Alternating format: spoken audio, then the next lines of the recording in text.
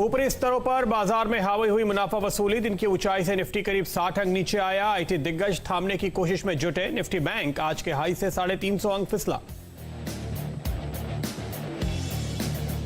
Accenture के अच्छे नतीजों से आईटी शेयरों में जोश। निफ्टी आईटी इंडेक्स करीब 4% भागा। इन्फोसिस 6% की तेजी के साथ बना निफ्टी का नवाब। विप्रो और टीसीएस भी टॉप गेनर्स में शामिल।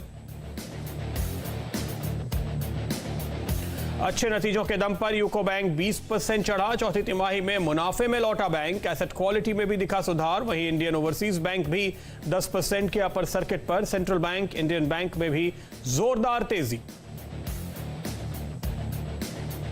सीएनबीसी आवाज पर मिली दर्शकों को शानदार कॉल्स। फोर्टिस मलार हॉस्पिटल और स्पिक में करीब 9% की तेजी।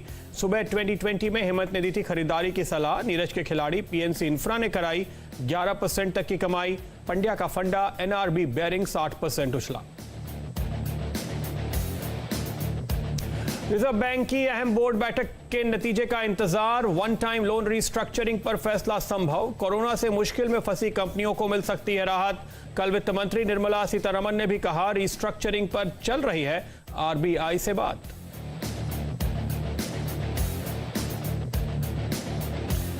आज 250 से ज्यादा कंपनियां पेश करेंगी तिमाही नतीजे। आंकड़ों से पहले आईटीसी में मुनाफा वसूली। वहीं कोल इंडिया ग्लेनमार्क में खरीदारी। आज आईटीआई नाल्को ऑयल इंडिया के भी चौथी तिमाही के नतीजों पर नजर।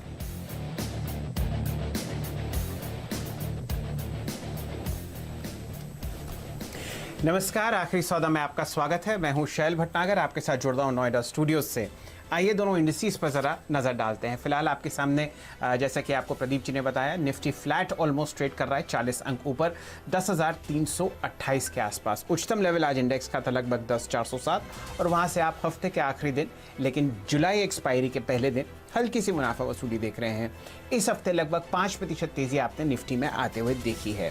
बैंक निफ्टी पर नजर डालिए, यहाँ आप 71 पॉइंट का एक लाल निशान देख रहे हैं। 115 पॉइंट का लाल निशान देख रहे हैं। 21,380 के आसपास आपको ये इंडेक्स ट्रेड करता हुआ दिखेगा। तो ये तो दो इंडिसेस की बात हुई, लेकिन अगर आपको सबसे ज़्यादा मूवमेंट देखना है लॉन्ग साइड पर तो निफ्टी का आईटी इंडेक्स देखिए। यहाँ पर आप 4% की शुरुआती तेज़ी जो है वो फिलहाल बरकरार है और अब ये आपको इंडेक्स ट्रेड करता हुआ दिखेगा 14,970 के आसपास।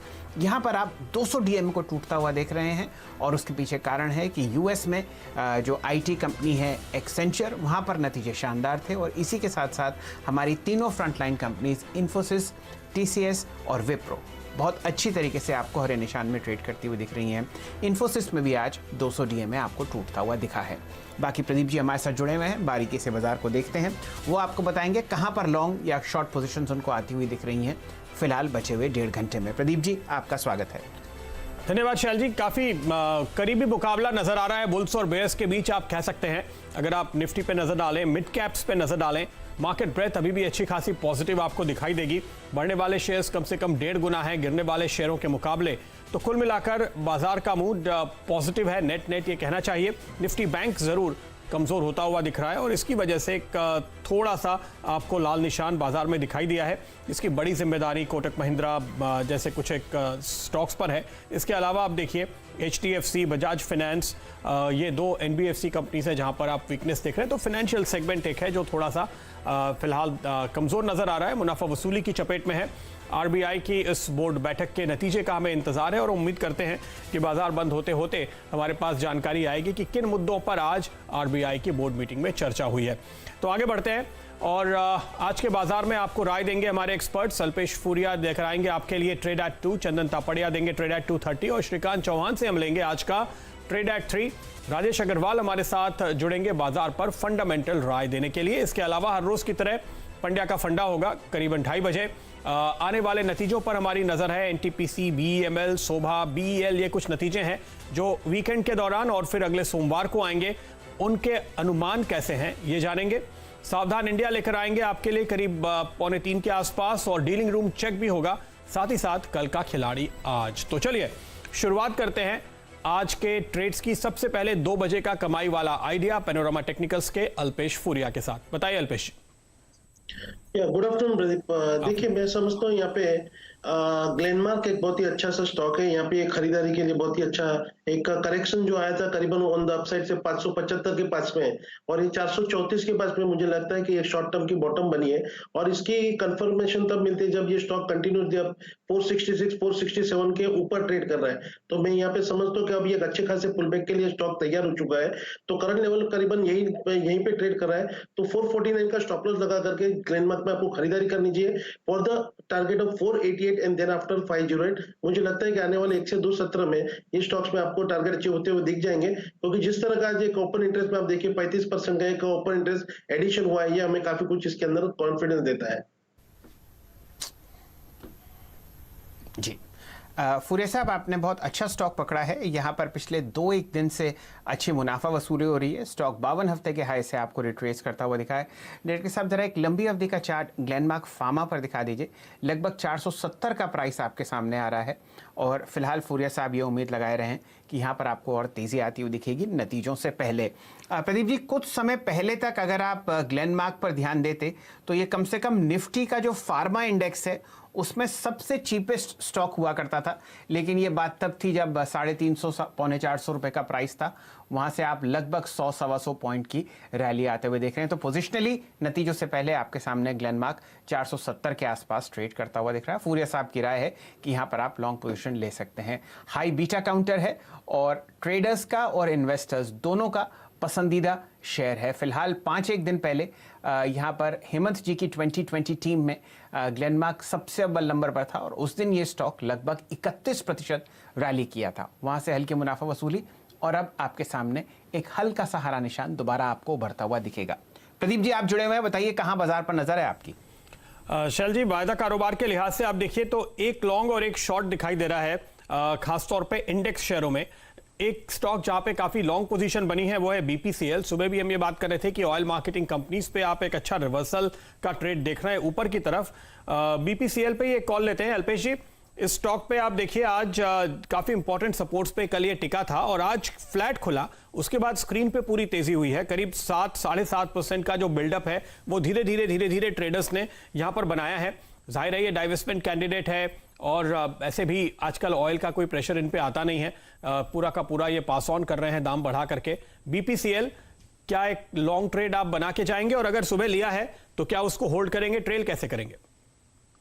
बिल्कुल प्रदीप, सही, ये हमारा एक पुराना फेवरेट स्टॉक है और अगर इसके डेली चार्ट देखेंगे तो ये स्टॉक एक हाइट ऑफ हायर बॉटम की फॉर्मेशन में चल रहा है। 400 रुपए से जो गिरावट आई यहाँ पे हमको भूलना नहीं चाहिए कि 375 और 360 बहुत ही स्ट्रॉन्ग सपोर्ट थे जहां पर इसने एक बाइंग अपॉर्चुनिटी हमको प्रोवाइड की और वहीं से देखे ये स्टॉक फिर से आपको एक पुल बैक दिखता हुआ मिल रहा है। अब मुझे लगता है कि ये स्टॉक से एक अपने 200 दिन का जो ईमा है वहीं पे जो रेजिस्टेंस फेस कर रहा था अब इसके ऊपर ये ट्रेड करने के लिए तैयार हो चुका है। तो मैं समझता हूँ बीपीसीएल जब तक 370 के ऊपर है यहाँ पे आपको डेफिनेटली बाई करनी चाहिए। इसका ऊपरी तरफ का जो टारगेट आएगा करीबन 415 है और 415 निकालेगा तो 440 तक की मूव आपको देखने को मिल सकती है। टारगेट है जो इस समय आपके लिए बीपीसीएल पर आते हुए नजर आ रहे हैं। शॉर्ट साइड की पोजीशन जिस स्टॉक पे आज बनी है वो शेयर है बजाज फाइनेंस। हालांकि हमारा बेहद पसंदीदा स्टॉक है। नीचे गिरावट में जब ये 2200 के दायरे में था तो हम लगातार ये कहते थे कि बहुत ज्यादा ओवरडन पेसिमिज्म है, लेकिन अच्छी तेजी के बाद आज देखिए जहां खुला है वहां से करीब करीब इसमें लगातार डाउन मूव ही देखने को मिला है। बिल्डअप दिखाई दे रहा है, यानी शॉर्ट साइड की पोजीशंस कुछ बनती हुई साफ तौर पे आपको इस स्टॉक पे नजर आ रही है। अल्पेश जी, क्या कॉल है आपकी? देखिए प्रदीप जी, मैं समझता हूँ यहाँ पे 2200 से लेकर 3100 की जो मूव देखने को मिली है उसका एक ये करेक्शन है और ये करेक्टिव मूव आपको देखने को मिलेगी जहां पर उसने एक 200 ईमा के पास में फिर से एक रेजिस्टेंस दिया। तो मुझे लगता है कि अब ये स्टॉक जब ऑन द अपसाइड में 3100 की जो रेंज है वहां पे एक बड़ा सा रेजिस्टेंस फेस कर सकते हैं। एक बार उसके ऊपर निकल जाएगा तो फिर आपको यहाँ से एक वन वे रैली देखने को मिल सकती है। अब डाउन साइड की अगर हम बात करें तो 2850 ये इसका नीचे तरफ का लेवल है। 2850 टूटते ही इसके अंदर आपको करेक्शन थोड़ा सा और हावी होते हुए देखने को मिलेगा। इन दैट केस करीबन आपको 2600 से लेकर 2550 तक के भी लेवल्स यहाँ पर देखने को मिलेंगे। तो मैं समझता हूँ यहाँ पे 3000 के ऊपर का एक स्टॉप लॉस लगा करके आप बजाज फाइनेंस के अंदर सेल कॉल ले सकते हैं। चलिए, ये राय आपको मिल रही है बजाज फाइनेंस पर, जहां लगभग आप 2.25% की वीकनेस देख रहे हैं और स्टॉक लगभग 54% आपको जून की एक्सपायरी में बढ़ता हुआ दिखा था।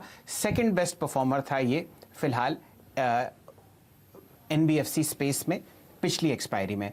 हमारे साथ चंदन तपाड़िया साहब जुड़े हुए हैं। चंदन जी नमस्कार, स्वागत है आपका। ज़रा ध्यान डालिए इन्फोसिस पर। आज सुबह से इसको हेमंत जी ने निफ्टी का नवाब बनाया है और आप देखिए शानदार रैली आपको आती हुई दिख रही है। स्टॉक अपने 200 डीएमए के ऊपर पहुंच ही चुका है और जिस हिसाब से आप मोमेंटम देख रहे हैं, वॉल्यूम और प्राइस एक्शन, बताइए चार्ट्स पर आपको क्या लगता है? कोई ऑप्शन स्ट्रैटेजी आपके जहन में हो लॉन्ग साइड पर या ये रैली ज़्यादा हो गई? बताइए। जी देखिए, इन्फोसिस की बात करें तो इनफैक्ट आज सारे के सारे आईटी काउंटर्स में पॉजिटिव मोमेंटम देखने को मिला है और इन सारे काउंटर में जो पॉजिटिव मोमेंटम बन रहा है उसमें लॉन्ग के बिल्टअप भी है और पुट राइटिंग भी देखने को मिल रही है। और इनफैक्ट आप देखोगे TCS, Infosys, HCL Tech Mahindra और एक मेजर ब्रेकआउट माइंड ट्री में भी देखने को मिला है। जहां तक मैं इन्फोसिस की बात करूं तो आज 12% का ओपन